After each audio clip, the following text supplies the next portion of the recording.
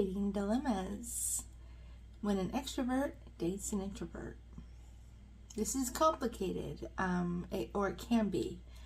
And it's easy to, misconstrue actions or lack thereof as different things. And that's usually where people get into trouble. It's the communication part, because communication is so important in a relationship.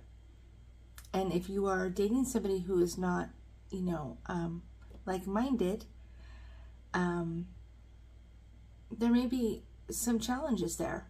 Introverts need a lot of time by themselves. They do not do well in large social gatherings, typically. And it's also the way that each processes, their communication and how they communicate. Extroverts communicate openly to everyone. They just, that's just their style.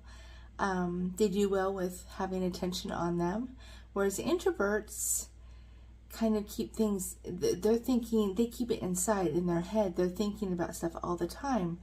And they may not communicate it verbally, but it's there. So right there, there's a difference. I mean, there's a lot of differences, but typically extroverts kind of like to be the center of attention, and they do well with that, whereas introverts are like at the back of the room, watching, observing, learning, not speaking per se and not socializing per se, but it doesn't mean that they have any negative thoughts. But people tend to interpret an introvert's quietness as they have a problem. I know this firsthand. I am an introvert, and I have been told countless times, why are you not socializing? Why are you not talking? People think you're stuck up. People think that you're, judging. And I'm like, what? No. I mean, I don't do well with small talk. I don't. And I know that. So I'm not going to try to do it when I can't stand it to begin with. Now, talk to me about something that I'm really passionate about. I can go long, and I can talk to everyone about something that I'm super passionate about. It's kind of an ambivert thing. But as a whole, when I go out somewhere, I do not want the attention on me, and I do not want to have small talk with a number of people, because it just gets really, it's not something that I enjoy at all. I just don't. I could probably go days and not speak to anybody and be totally fine. But an extrovert, that's not their communication style. That's not their personality. So they are going to resist that. And there's going to be conflict there. And unless both people really truly understand what the other is and what they need to be the best they can be, there's going to be problems. It goes with the like-minded.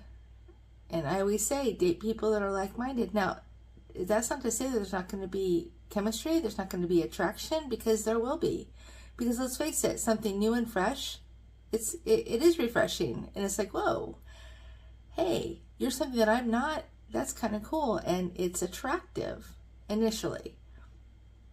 Those attractions typically fizzle out quickly after one or the other gets frustrated, because, an extrovert will be like, how come you don't ever want to go anywhere? How come you don't want to go out? How come you don't want to go hang out with people? And, and the introvert's like, that's my worst nightmare, So it's important to know what you are and embrace what you are. And that goes with self-confidence. But also know what your limits are. People can compromise all the time. We compromise all the time in relationships. But when you're with somebody who is the opposite, it tends to be a little bit more challenging because it's more extreme. So I say try to stay with people who are more like yourself. But if you meet somebody and you fall in love with somebody who is, introvert, extrovert, and you are the opposite, just know that you're going to have to make certain concessions, and you're going to have to understand that certain things are just not going to work out well. So avoid them or find a way to make it work in spite of the differences. Good luck.